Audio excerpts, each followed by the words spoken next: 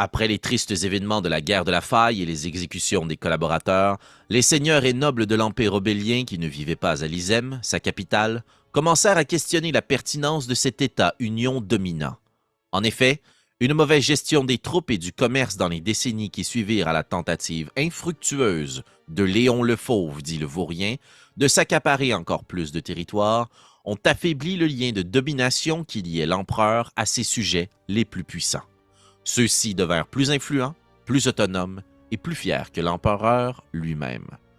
Maintenant dépourvus de garnisons fidèles, ayant une confiance à rebâtir, la situation des troupes et sénateurs impériaux n'avait rien d'enviable.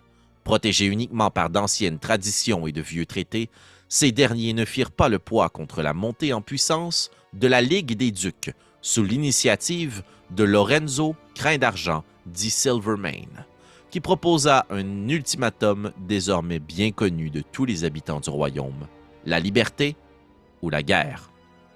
En ne versant que le sang de ceux qui représentaient une menace à la nouvelle stabilité, l'Empire obélien tomba en l'an 1296 après le silence, ne laissant derrière lui que des monolithes en ruine et une capitale en déclin. Bienvenue dans les duchés d'Obélien, cette nouvelle campagne longue de Donjons Dragons 5e édition qui aura le plaisir de se dérouler sur notre chaîne à nous, Coup Critique.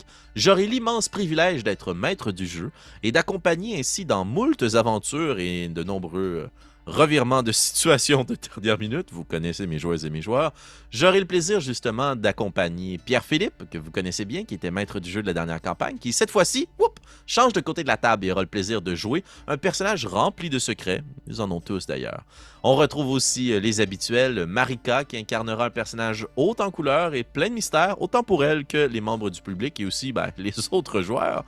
On retrouve également Annabelle Bureau, qui incarnait l'elfe Nairou Faroré, qui change de casting pour cette prochaine campagne. Ceux qui ont eu la chance de voir les illustrations de personnages auraient peut-être reconnu une brute tout en puissance. Eh bien, Annabelle sera cette main de velours dans un gant de fer, on l'espère. Et ni l'une ni l'autre, on aura le plaisir d'avoir avec nous Kim, qui incarnera Constance du Ruisseau, cette jeune femme qui ne semble pas du tout être à sa place au milieu de cette grande aventure. Ces 4 personnages auront été recrutés par un richissime banquier du nom de Gillian Hernandez, qui en catimini à travers les ombres, alors que l'Empire tombe en déclin et la capitale, elle, en ruine, leur confiera un objet très important qu'ils devront traverser de l'autre côté de la rivière et de la baie, remonter à travers une forêt sombre et dangereuse pour être délivrés dans la cité commerciale de Fond de Fer. Un périple tout simple sur la carte, mais qui s'avérera très compliqué dans la partie, je vous en assure. Si cette prémisse d'aventure a piqué votre curiosité, je vous invite à vous abonner à notre chaîne YouTube ou bien à venir nous rejoindre sur Patreon, puisque le premier épisode de cette grande aventure sera disponible pour nos supporters le 20 septembre prochain.